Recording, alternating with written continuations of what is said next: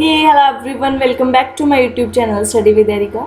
So guys, today we will do our part 2 of your chapter 5 separation of substances, जिसके आज next 2 pages करेंगे हम 37 and 38. So जल्दी से start करते हैं. Open your books with page number 37. तो देखो कल 36 पेज पे हमने एक हैंड पिकिंग का मेथड किया था, जिससे हमने देखा था कि किस तरह से जो हम हमारे स्टोन्स हैं वो ग्रेन में से सेपरेट कर सकते हैं. आज हम करेंगे थ्रैशिंग. देखो थ्रैशिंग क्या होता है.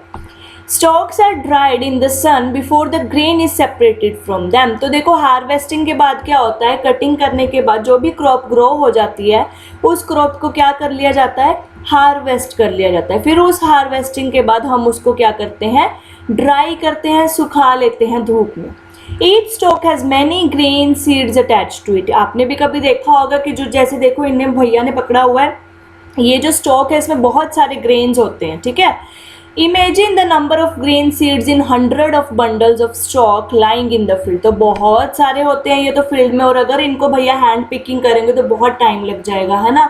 तो ये बहुत मुश्किल टास्क है. तो इसलिए जो फार्मर है वो क्या करते हैं, इनको एक पत्थर के पीस पे या कोई भी एक हार्ड जो मेटल होता है उसके पीस पे इसको ऐसे मारते हैं ऊपर से. ठीक है, पीटते हैं, जिसकी वजह से जो ग्रेन्स हैं वो स्टॉक में से क्या हो जाते हैं, सेपरेट हो जाते हैं. और ग्रेन स्टॉक में से सेपरेट होने के इसी प्रोसेस को हम बोलते हैं थ्रैशिंग. तो इसकी डेफिनेशन दोबारा देख लेते हैं. देखो, the process that is used for separate grain from stalk is called threshing. In this process the stalk are beaten. वो जोर जोर से उसको बीट करते हैं to free the grain seeds. Sometime threshing is done with the help of bullocks.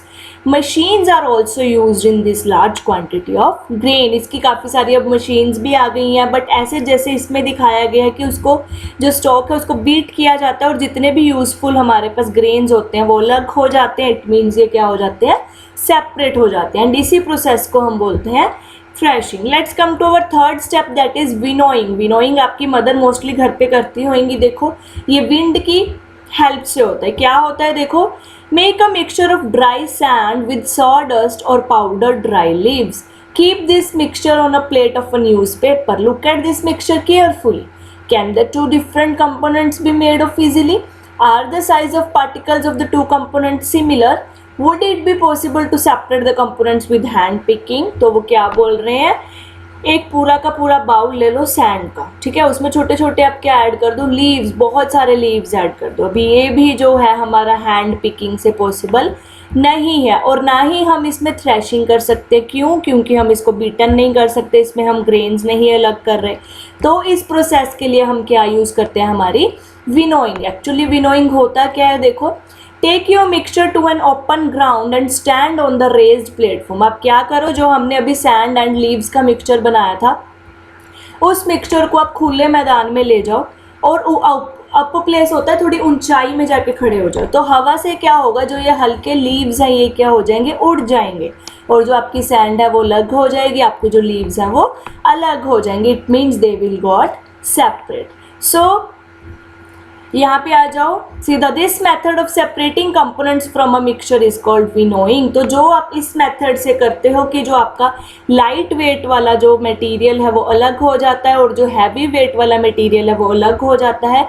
इस process से जब आप किसी को सेपरेट करते हो, किसी दो सब्सटेंसेस को, मटेरियल को सेपरेट करते हो, उसको हम बोलते हैं winnowing. So winnowing is used to separate heavier and lighter components of mixture by wind और ब्लोइंग एयर. तो जैसे इस पिक्चर में दिखाया गया है, जो हवा है वो इस साइड जा रही है, ये आंटी इसमें से कुछ क्लीन कर रही हैं. देखो जो हल्की आइटम है वो यहाँ पे आ गई, जिसको हम बोलते हैं हस्क, और जो यूजफुल कंपोनेंट है हमारे ग्रेन्स जो हैवी हैं वो नीचे गिर गए, क्योंकि जो हवा है वो लाइटर वाले कंपोनेंट को अपने साथ उड़ा के ले जाती है, और जो ये दोनों सब्सटेंसेस है हस्क एंड ग्रेन वो सेपरेट हो गए. सो आई होप कि आपको ये पॉइंट समझ आया होगा. अब तक हमने 3 कर लिए, hand picking, threshing and winnowing. Hand picking simply आप अपने हाथ से उठा के उसको सेपरेट कर देते हो. थ्रैशिंग जब आप ग्रेन्स को स्टॉक में से अलग करते हो. एंड विनोइंग जब आप एक ब्लोइंग विंड की हेल्प से लाइटर एंड हैवी मटेरियल को अलग अलग कर देते हो, सेपरेट कर देते हो. Let's come to next topic, that is our sieving.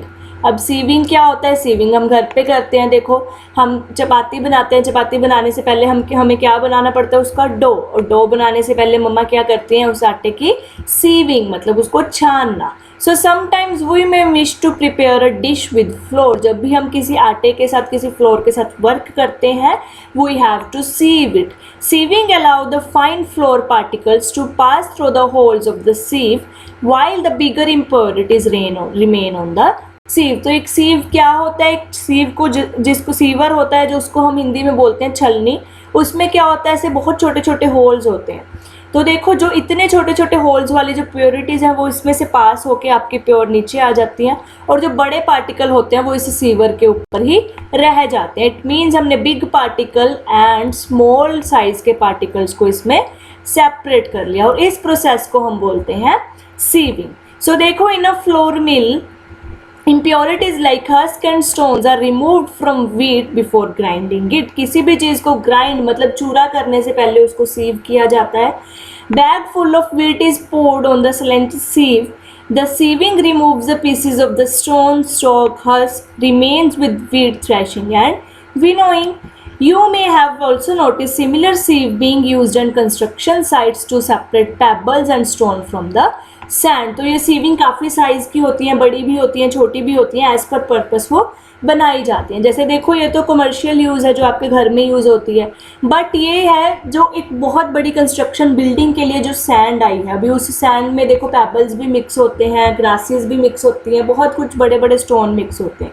तो ये भी एक सीविंग है। इसमें एक जाली लगाई गई है जिसको हम छलनी बोलते हैं, इसमें छोटे छोटे होल्स हैं, तो सैंड उसमें से पास ऑन कर जाती है, और जो बड़े बड़े पार्टिकल हैं वो इसके ऊपर रह जाते हैं। तो सिंपली हम बोल सकते हैं जब हम बिग एंड स्मॉल पार्टिकल्स वाले मटेरियल को अलग करते हैं उसको हम बोलते हैं सीविंग।